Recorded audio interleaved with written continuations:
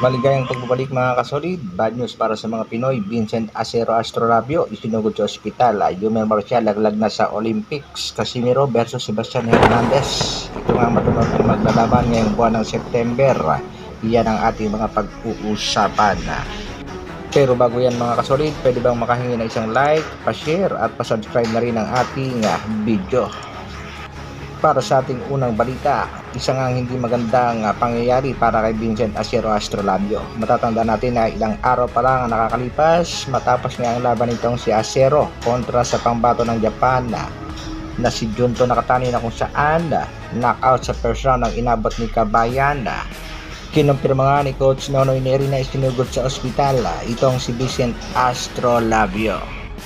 Nonoy Neri confirmed that 27-year-old fighter underwent surgery to remove his ruptured appendix at the St. John of the Cross Hospital in Davao.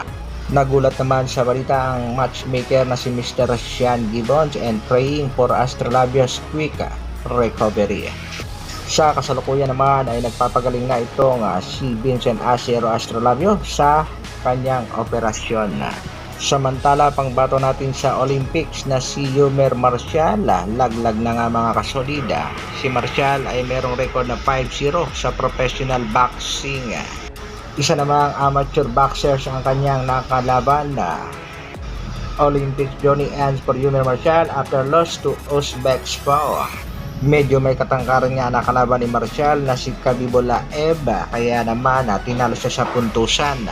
The veteran lost by a points to Uzbekistan to Ravek Khabibullah-Ev in the round of 16 of the men's 80kg division Wednesday at North Paris Arena.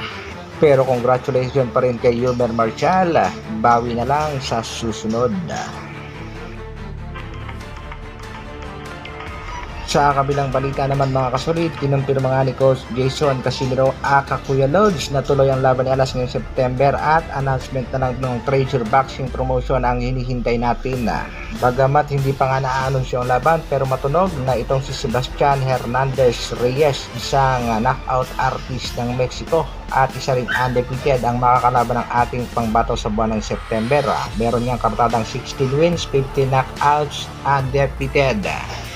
Kaya naman dapat lang maging focus ang ating pambatong si Cuadro Alas, Janel Casimiro, sa kanyang pagte-training at huwag magpabanding-banding lang mga kasolid dahil medyo mabigat ang kanyang makakalaban.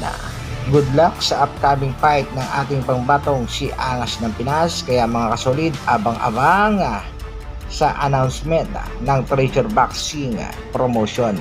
Hanggang dito na lang muna mga kasolid. Maraming salamat sa patuloy na pagsuporta at panonood. Isang like naman dyan, at sa mga bago, pa-share na rin ang ating video. Mabuhay, Dr. Alvin Vlogs. Brrr.